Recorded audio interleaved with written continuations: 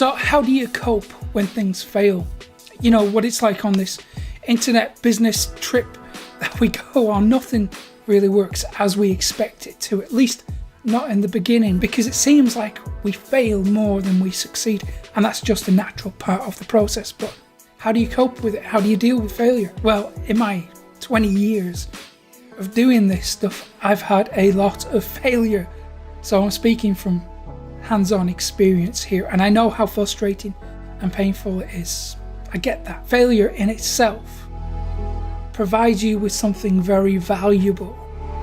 Although painful to experience, it actually gives you some solid data that you can use that will help you to build a successful business. I mean, I've seen one of these little memes on the internet, and it was someone building a platform made out of bricks that had the word failure on them, and that's really how we do it. So we fail and we fail and we fail until we succeed. And dealing with that is something that we all have to learn to cope with. We have to face that because, like I said, nothing turns out the way we expect it, especially on the internet when it moves so fast. So maybe you have experienced failure, maybe you're dealing with some recent failure right now. How do you cope with it? Well, I'm going to share something that helps me to cope with failure, and that is to anticipate failure. And I don't mean focus on failure, I don't mean think about failure, I mean anticipate it. Expect that it might happen and have backup plans ready. Be ready to move away from that failure as fast as possible. So, how do you actually determine if something's a failure or not? When it comes to this internet stuff, we can sometimes convince ourselves that something does not work because it doesn't work immediately. If you're building an internet business, maybe you're blogging or building an email list, maybe you're not getting the results you expect as quickly as you'd like, and that's fair enough. We all go through that. So I'm going to tell you about a little journey that we all go on, and this might help you anticipate failure and learn from it. So Seth Godin speaks about something called the dip. When we start any project, we start up here, we got high anticipation, we're excited, we start the project and we go like that, and then we don't get the results we want, so we slip down into confusion, into frustration, and then we hit the bottom of the dip where we feel like quitting. And then at this point, when we give up, that becomes failure. But what happens if we carry on, if we push through the dip? We go on and carry on working, even though there's very little results. What usually happens is if we push through for long enough, things start to turn around and we start to climb out of the dip.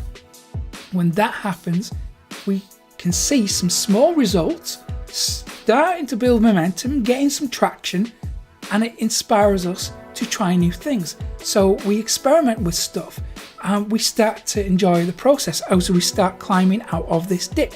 And then eventually we keep pushing through, experimenting, trying new things, seeing what works and doing more of what works.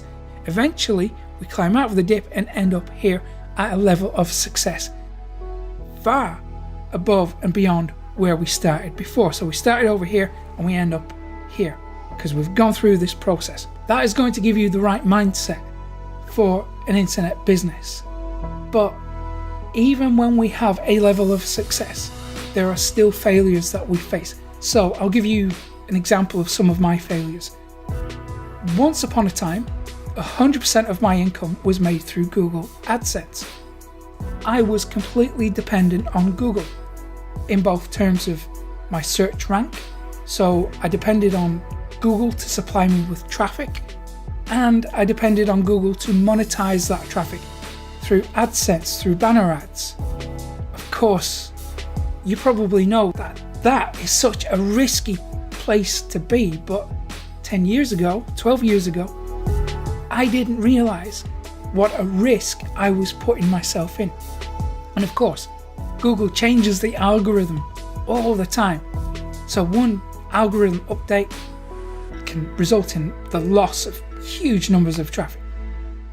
What happened to me was Google decided a few years ago that they didn't want to run AdSense on my website. There was some content on there that they deemed controversial.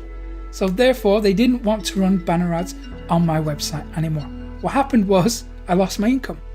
100% of my income completely gone overnight. It's terrible. And as shocking as that was, it gave me something very valuable. It taught me something: to never become dependent on a single income stream or a single income source, to diversify everything. And that is to protect myself from the future. Should Google make any algorithm updates or break the terms of service of any website I'm dealing with, I need to be protected against that. So as a result, it has put me into a frame of mind where I now anticipate change. I expect it. And in our business on the internet, that is the one constant. And when we are prepared for this change, prepared for this failure, we are ready to adapt to it and find new sources pretty quickly. And eventually you will learn to love the process of change because you're no longer afraid of it. You're no longer afraid of failure. It's just a part of the process. It's another brick that we can use to build a strong platform. So maybe that will inspire you. Maybe that will help you get your head in the right place. Maybe it will help you to cope and deal with failure as it emerges, because it's what happens to everybody who is successful. So the more failures you are experiencing, the closer to success you are traveling. The moral of the story is diversify everything.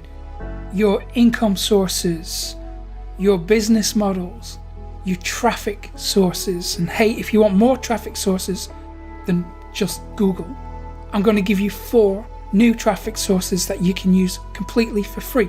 And you can get them when you go to profitgopilot.com/traffic.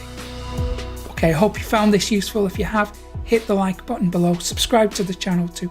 I've got so much more content just like this for you. And remember to hit the little notification bell when you subscribe now, because that will notify you when I upload another video, which is going to be tomorrow. So thank you very much for checking this out. Hope you have a fantastic day, and I will see you again tomorrow. Take care.